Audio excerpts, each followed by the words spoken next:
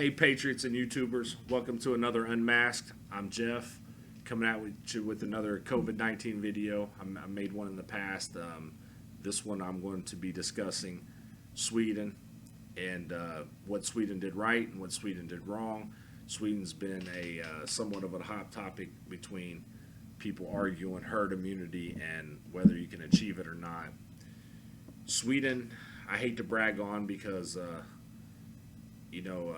the socialists like to act like Sweden's this socialist utopian, and I think most of us know that that's not the case. But we are looking at how they handled it and how they handled it differently than us by not following this Neil Ferguson model and going with the herd immunity. They didn't have any mask mandates, didn't shut down schools. I think they might have shut down some of the higher level schools like the universities, college levels, but they didn't shut down the economy. You know, they did take precautions, but their case chart is a lot different than ours, and where I want to go to is Worldometer, one of the best places to create Roni's hysteria. You know, it gives day by day account for each death or so-called death. But right here is Sweden, and let me get the controls here. Meter. Interact. And this is where I'm at here. This is the Worldometer, Sweden. I'll just take you to the beginning and let you look at this. You go to the front and it tells you how many Roni cases there are, how many Roni deaths, and oh look, only 9 million Roni recovered. You know, so it tells you that this is the world going up. Here's the deaths kind of, I don't know, looks like they're starting to go up a little bit there, but who knows. And that's the rest of its advertisement. So we can go over here in the countries. It'll take you to the countries. We got U.S., Brazil, and I want to go down and talk about Sweden first, and then we'll go back and I think it's on 27. Yeah, Sweden's right here. So Sweden, they've evidently had 5,600 deaths, and that's a problem. Whenever we want to discuss about Sweden being a success, they want to throw that number in our face. So 5,600 deaths. But let's look at their chart. And this is the daily new cases. And as you see, they kind of gradually, or they went up and stayed the same. Get about June, they're having a spike. I'm not for sure if that's just more people getting out because of the warm weather or whatever. But then it dropped off heavily. And they're having a lot fewer cases here. And before I want to talk about, because another thing people want to talk about, well, Sweden and the United States are totally different countries, and that's very true, very true. But Sweden is similar to states that we have here in the United States, so I'll compare them to Ohio. Ohio, I think, is a good comparison to Sweden. Ohio's a little bit bigger, maybe 1 million more people. I think Ohio has 11 million, and Sweden has around 10.5 million. Ohio has 11.5, something like that. But this is where they're at. They have a peak and they drop right off, and then you go down to the deaths, and their deaths hit pretty hard pretty quickly, and we'll talk about that in a little while. But as it's gone on, it's gradually went down, and down almost into nothingness. Now I know this says 10 here, but every day they have a slot that says 10 here. I don't know what that means, but they're basically having 2, 3, 1, 0 deaths a day. And it seems to me like something's happened there. And I'll be interested to see when we get back into the flu season and see if they have any kind of spikes, see if they were wrong. I don't think they were. I think they did the right thing. And to me, it seems like what they did is paying off. But let's go over here and look at the United States. And I know you cannot compare Sweden to the United States, but we do have 50 states here, and we can compare them to states in this country. So every argument they have for Sweden, the deaths, I'm going to give you some material to combat that, and the size. And somebody even told me, like, Sweden's huge and it's so much bigger than Ohio. Well, most people just live in a small area of Sweden, just like Canada. They're not living all over the place in Sweden. Most of Sweden is not habitable. So you can go ahead and throw that argument out. And the fact that how horrible they did with deaths, that's one thing I want to talk about. 5,600, which sounds like a lot. And I think they had a nursing home problem like a lot of our states did. But we can look at, I'm going to look at states that I talked about in one of the other COVID videos that I had. And we'll start off here with New York. It's the first one. New York here, 32,000 deaths. Now, how do we compare New York with Sweden? New York has about 19.5 million people in the whole state. Sweden, I think, has, what will we say, 10.3 million, I believe. So New York is almost twice as big as Sweden. So if you times Sweden by 2, that's 11,000. We've got New York sitting here at 32,000. 32,000. And I believe Dr. Fauci said New York was a great model to look at. I don't know what he's talking about, but New York is a terrible model to look at. And we talked about that earlier in one of my other videos. You can refer back to talking about the nursing home problem, and I'm not going to get into that. We just want to talk about Sweden here, but I do want you to look at how they hit. And now New York hit hard quick, and I think one reason New York was able to have so much spread so quick is I don't think they shut the subways down, and they're funneling everybody into the same grocery store, and you got people living on top of each other. So it looks like with their cases, man, they've really come down and really stabled out here. So I'm interested to see what happens there in the future. And also with the deaths, they've really come down. Now, I think from some of these deaths were a little sketchy how they were counted, but anyways, it's really come down a lot. Not quite as low as Sweden, even though these lines look a lot lower, but they're having in the teens. So with the size of New York, close to the same success with, it looks like, maybe some herd immunity. And then let's get out of New York. We won't talk about New York anymore because Killer Cuomo, he pisses me off. So we'll go back to the U.S., and the next state we're going to look at is New Jersey. And I'm showing you all of this so you have ammo, or for the non-believers that's watching this, that when they try to dismiss Sweden as being a success on how they handled COVID by not shutting down, I mean, here's some ammo right here for you. So the next one I want to talk about is New Jersey. New Jersey is another one of those states that wanted to mandate the nursing homes to take back the COVID positives. And the same with them, man. They really got hit hard here, and it's stabilized. It's stabilized out, and same with the deaths. The deaths have really stabilized that out, and you're having days where you're having very few. So, but what I want to talk about with them, they have 15,000, almost 16,000 deaths. New Jersey has 8.9 million people, which is smaller than Sweden. It is smaller than Sweden, and I'll agree that in New Jersey they probably live on top of each other a little more, but man, New Jersey shut down and had some pretty strenuous restrictions. I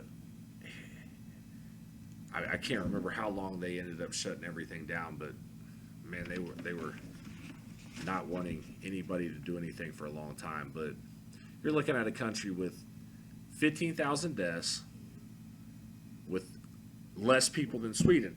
and that's almost three times the deaths, 3 times.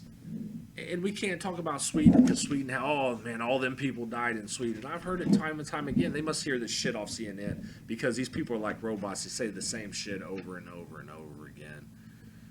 And we'll pass New Jersey. I want to keep giving you guys more ammo here for when you talk to these liberals that, obviously think that everything that we say is a conspiracy. Well, let's prove it wrong here. We'll go to Illinois here. Now, I'm not for sure if they had any dumbass mandates, but their government are all idiots or a bunch of Marxists. Chicago, you got Beetlejuice there being a complete moron. So we go down to their cases, and it's a little different with them. They've kind of gradually, and they're just hanging around. It seems like if we could get that spike at the beginning hard, like New York, New Jersey, Sweden did, then we can really trickle off here and see herd immunity. But with this, it's going up like the United States is. We go down to, that's the cases. Here's the deaths. The deaths, they've tapered off a little bit. They've tapered off. They have. But it's still a little bit different chart than what we've seen before. Been better off not shutting down and going for herd immunity. So we look at Illinois. Next one I want to go to is, let's go ahead and go back to the USA. Back to the USA, and the next state, we're going to keep going. That was Illinois. Let's go to Massachusetts. We know Massachusetts is a bunch of dumbasses too. Or their government. I'm not going to say everybody that lives there is. The ones, the leftists are, I guess. Massachusetts, we got 8,500 deaths, basically. 8,500 deaths. Massachusetts has 6.9 million people, man. 6.9 million. Sweden has 10.3. And we're talking about Sweden, how bad they are. How bad they did. And we got Massachusetts right here. Who shut down with 8,500 deaths? So I'm not even going to continue to go on to these charts. These are smaller ones. Let's just go on and get down to the next one. Pennsylvania, another one of those dumbass governors who mandated the nursing home, or had the mandate nursing home. And he had 7,000. There's 7,000 in Pennsylvania. Now, Pennsylvania, a little bit different story. That's a bigger state. There are 12 million there. So that's actually bigger than Sweden. You look at Pennsylvania and Sweden, and probably deaths per 100,000 is probably pretty comparable. Not too far off. So that sucks they tied with that shithole. But number 7, and shithole because of your governor, not because of Pennsylvania being a shithole. Pennsylvania is actually a really nice place. A lot of good, gritty Americans there. But you guys need to get the killer governor out of there, like a lot of the rest of us. Our governor sucks here too. It's the swine, making Ohio a shithole. The next one is, what are we looking at here? That was Pennsylvania. That's Michigan's next. Michigan, 6,300 deaths.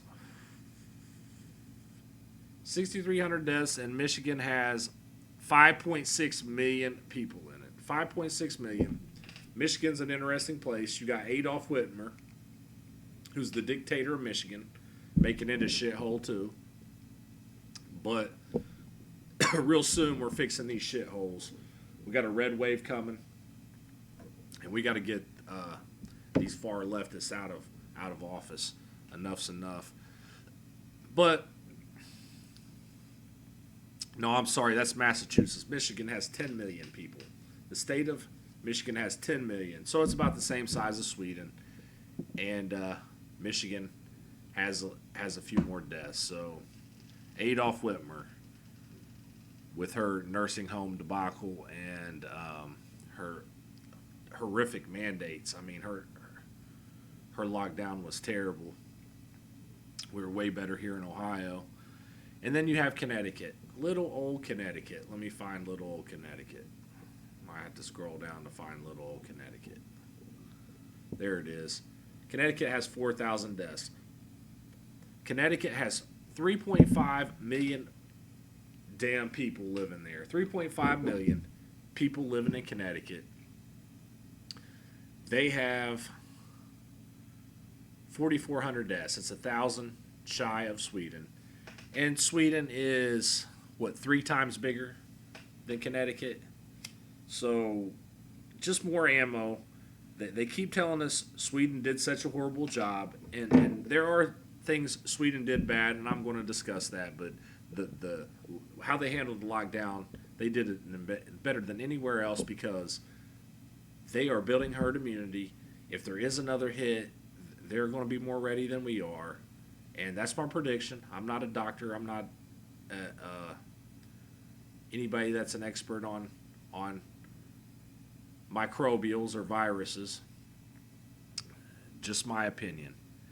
And that was the last one, though. Those are 7 states that did a horrible job. And I think even if you look, I think I looked it up in Sweden. If you look at deaths per 100,000, they're not doing terrible in this country. They're not doing great either. Let's go. I want to show you this. Transition here. This is the deaths by age in Sweden. And looks like we had one person die 9 years and younger. Nobody between 10 and 19. We had 9 die 20 to 29. So, and like I said, there's 10 million people in Sweden. And we get to 40 to 49 years old. We have 45 deaths. Scroll down here. 50 to 59, we have 157 deaths. 60 to 69, we have 382. I mean, these are very, very low numbers. You know, this is lower in flu season stuff. And this is where it gets tricky with the Ronies. Ronies hits the older folks hard. And I really want, I know when they say you get the Ronies, they want you to get off the anti-inflammatories. Well, most people on anti-inflammatories are the people in this age bracket where the numbers really start spiking. And even 60 to 69, there's not a huge spike here. It's when we get over 70 years old, we see a big uptick. And then 80 to 90, we see a huge uptick. And it's looking like they're having a lot of the same issue we had and where everywhere else had. Their nursing homes were not prepared. Our nursing homes weren't prepared. Some of them were, but most of them weren't. And I don't know how you get prepared for this. People want to blame people all the time. Man, sometimes shit just happens. Sometimes you just have tragedy. It's the way the world works. I'm not for sure. I think there's a lot of things that could have been done differently in a lot of the states, but to do everything perfect, it's hard. If your dumbass governor mandated that nursing homes take positives back, then pretty much fuck him, and he's a dumbass, or her. So, but other than that, I just don't know how we can point blame on something that a lot of these people never went through, and a lot of these people, they don't know anything better than anybody else. So they're just bureaucrats. Then I want to look at, let's go to the next. This right here shows, this is off, last page was Statista. This is Statista 2. Let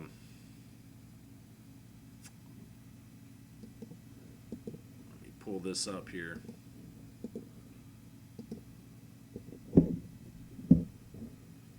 This talks about the death rates in the states.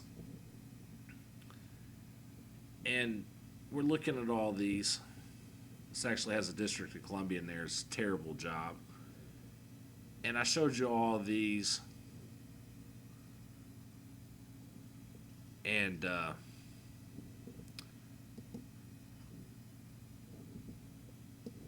pull this up real quick too.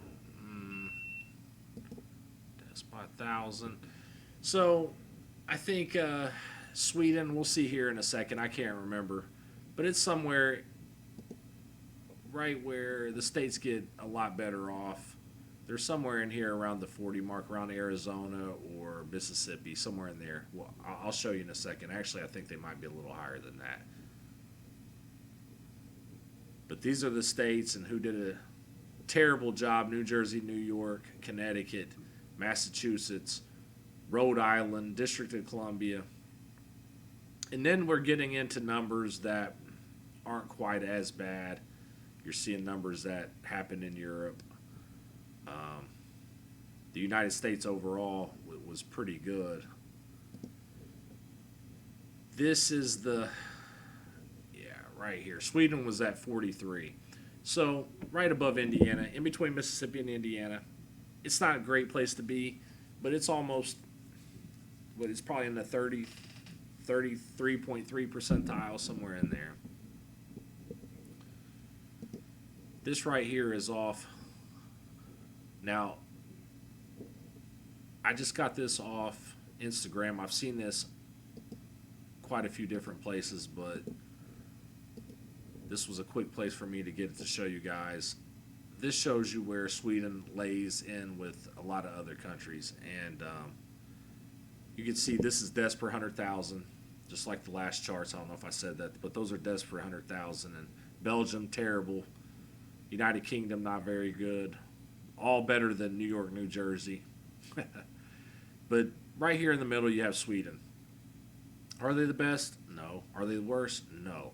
But I think, like I said before, where we're going to see Sweden doing a lot better is if we get a second round of this. I think that their population is going to be way more prepared.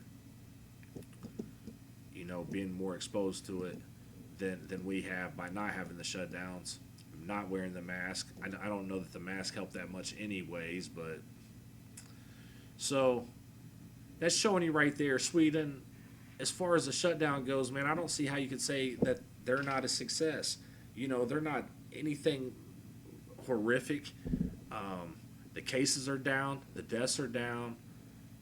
You know, they earned some money. They didn't have all the unemployment problems.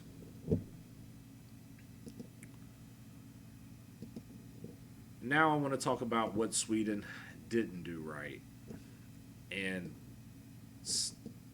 a lot of the same stuff right here that our governors didn't do well either. And this is an article from the BBC by Maddie Savage. Maddie Savage here. Let's go ahead and read this. This should say home care, I'm sure, but care home residents account for nearly half the deaths linked to COVID-19 in Sweden, which in Ohio it's 70%. So some healthcare workers believe an institutional reluctance to admit patients to hospital is costing lives, which I think was a big problem here. I don't know why that you would keep COVID patients inside a nursing home, especially if you know they're not equipped, they're understaffed, they don't have the facilities to isolate. I just don't understand why they couldn't have COVID hospitals or just designated for hospitals, because now they just want to talk about ICUs, and that's not the only place that you could put COVIDs. I don't understand where ICUs come into to play on being short of those, but that's the new talk now. Lily Sedke's father, Riza, was not seen by a doctor on the day he died from coronavirus at his care home in northern Stockholm. A nurse told her he had a morphine shot in the hours before he passed away, but he was not given oxygen, nor did staff call ambulance. No one was there, and he died alone, says Miss Sedke. It's so unfair.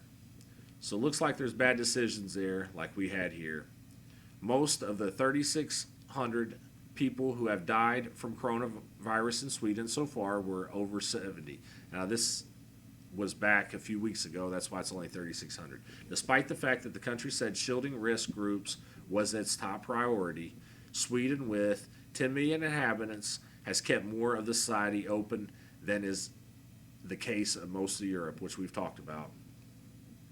We did not manage to protect the most vulnerable people, the most elderly, despite our best intentions, Prime Minister Stefan Löfven admitted last week. And a lot of props to old Stefan here, because he's admitting he made a mistake, which we cannot do for some reason here in the United States with our piece of shit governors and piece of shit politicians that don't ever see themselves doing anything wrong, I don't think. It amazes me. But they're pieces of shit for that. This guy is actually admitting that he did something wrong here.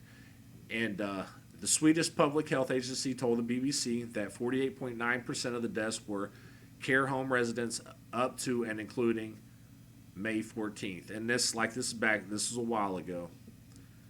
But this is when they were hitting the peak of their deaths. And as I showed you the chart before, man, they're having 2, 3, 1 deaths a day. Sweden did ban visits to care homes on March 31st, but as in many European countries, relatives, staff, and union officials have shared concerns that protective clothing arrived too late, and that some staff may have gone to work at the start of the crisis despite showing symptoms of COVID-19. Now, I think here we're expecting to live in a perfect world, and we don't. You know, this is something that hit us all of a sudden. It obviously spread very quickly, and to expect everything to be done perfectly is just, it just can't happen. Can't happen perfectly. It never does. It's always hindsight 2020. Now, increasing numbers of workers are also coming forward to criticize regional healthcare authorities for protocols which they say discourage care home workers from sending residents into hospitals. Now, that's bad. That's not good. And prevent care home and nursing staff from administering oxygen without a doctor's approval, either as part of acute palliative services.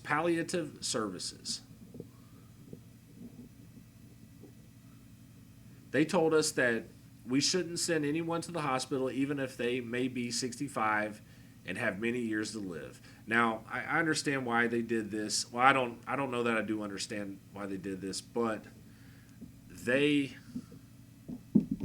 I think were really afraid that the hospitals were going to be overoccupied, and they probably didn't want to spread it in the hospitals, but they were not considering the elderly and what damage it did into these nursing homes. They told us they shouldn't send even those. So we were told not to send them in, says Latifa Laufenberg, a nurse who worked in several care homes around Gavle, north of Stockholm, at the beginning of the pandemic. Some can have a lot of years left to live with loved ones, but they don't have the chance because they never make it to the hospital, she says. They suffocate to death. Wow. And it's a lot of panic, and it's very hard to stand by and watch. Now, I don't know what kind of health care they have, or how many facilities, or if they had enough facilities in Sweden. I do know, and I'm going to have the link to this article. I'm going to have to stop this and then come back to you guys because my camera's saying low battery. But I'm going to put the link to this in the description, and you can read this whole article. And I will be back to finish this video. I'm back. Battery charged a little bit. I was about to die there. I was on 2%, so had to cut it off. But that pretty much sums up everything I want to show you. And I've had this argument quite a bit about Sweden, if what they did was right or what they did was wrong. And at this point, I don't see how they can really argue. Did Sweden did they do a bad job in their nursing homes? Yes. Their prime minister is admitting to it. They probably weren't prepared, like most places aren't. A lot of these facilities are understaffed and just don't have the room or the space to house COVIDs. And the way this spreads, or the way it spread in these nursing homes, man, it was like wildfire. So I think a lot of governments made a lot of mistakes.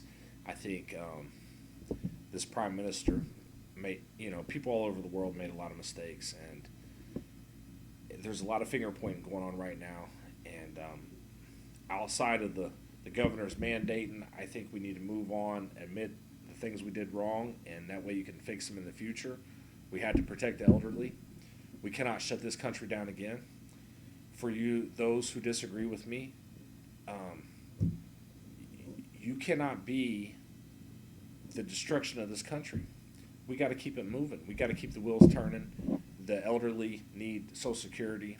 They need their Medicare. People need food stamps. They need housing vouchers. And the only way that you can pay those things is if the economy's going, if people are paying taxes. The government does not have any money. We pay taxes. That's how all this stuff gets paid. The government owes a lot of money, as a matter of fact. They're getting ready to pass out another stimulus, and I know that probably makes a lot of people happy, but man, we just need to open this economy up. Enough with these stimuluses. Our children are going to be born in debt, and this is terrible to me. And I wonder what it was with Sweden to be one of the few countries to not shut down like that. Why the rest of us did. But I appreciate that they didn't, because this will be something that we can look at. And even though they try to throw it in our face that Sweden was not a success, as far as the lockdown and the mask stuff, looks like they were a success to me. I think a lot of their problems in the nursing homes, I don't think their healthcare system is near as good as what the Bernie people try to act like it is. And it's not something that I know 100% about, but I know we got the best doctors, the best facilities in the whole entire world, and I'm still having some trouble with my camera. I got to get a better webcam. Sorry about all these little mistakes, but I'm not too concerned about that. I don't have the best equipment. I don't have a lot. I'm just trying to get some information out. There's a lot of people like me trying to figure out what the truth is, and I don't know all the truth. That's why we're here. If you see anything that you disagree with, comment. Hopefully we can get some discussions going. We'll be putting out some more videos. Should have a new video with Ryan coming soon. The camera keeps messing up, but I'm gonna have to get a better webcam so we don't have to worry about that. But if you could, subscribe, like, comment. The whole goal is to get this information out to people and get a discussion out. And the only way we can is if you sub, comment, watch the video, like it, and then the more people that do that, the more people will see this through the YouTube search. And I'm going to leave it at that. I'll talk to you guys next time. Keep trying to figure out the truth. Keep trying to unmask the truth. And let's stop this socialist coup and get America back.